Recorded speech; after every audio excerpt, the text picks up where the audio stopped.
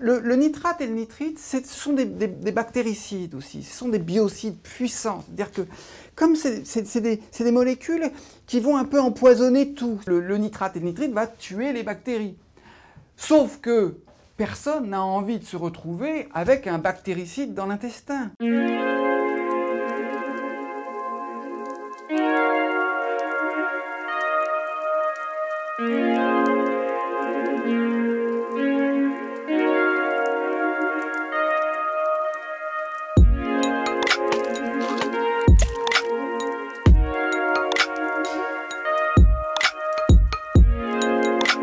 Ce qu'il faut voir chez un commerçant, ou bien sur les étiquettes, c'est sans nitrite.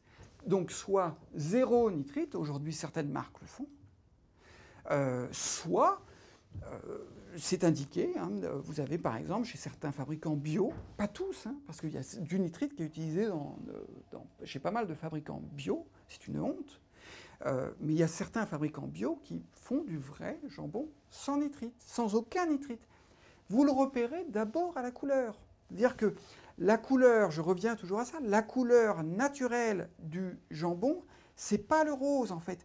Le jambon cuit ne devrait pas avoir cette couleur. Il y a aucune... Pourquoi il a cette couleur? Il a cette couleur parce que l'hème, c'est-à-dire le fer qui est contenu dans la viande, l'hème a changé d'organisation moléculaire et il a fixé comme ça une sorte de couleur rose appétissante, mais ce n'est pas sa couleur. Ce qu'il faut comprendre, c'est que ce n'est pas ni le nitrate ni le nitrite qui sont eux-mêmes cancérogènes. Jamais. D'accord? On peut donner du nitrate à des rats, ou même du nitrite à des rats, à petite dose, pendant des années. Ça ne va pas donner le cancer. Ce n'est pas ça qui est cancérogène. La subtilité, c'est que quand on met ces produits dans la viande, le nitrate et le nitrite se décomposent. Ils ne restent pas comme ça. Ils vont se fixer sur des molécules de la chair.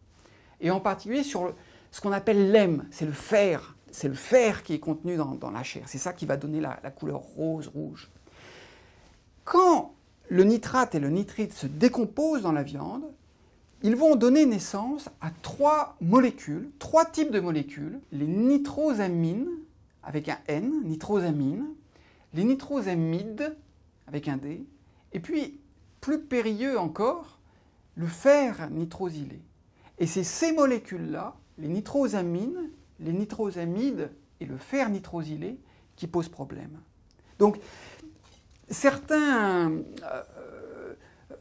experts liés à l'industrie vont dire « Mais non, mais il n'y a pas de nitrite, il n'y a plus de nitrite dans le jambon. » Mais ça, c'est une blague. En fait, on s'en moque qu'il y ait du nitrite dans le jambon. Le nitrite, il ne reste pas dans le jambon. Le nitrite, dès qu'on le met dans le jambon, il se transforme et il va se fixer sur le fer. Et là, le vrai péril, ce n'est pas le nitrate ou le nitrite. Le vrai péril, c'est le nitrate et le nitrite qui s'est transformé dans la viande et qui a donné ces composés néoformés, nitrosamines, nitrosamides, fer nitrosylé. Et qu'on en mette, certains vont dire oui, mais on n'en met pas beaucoup, etc. Là n'est pas la question. La question, parce que, encore une fois, ce qui compte, ce n'est pas la quantité de nitrite qui reste à la fin, c'est qu'il y en ait.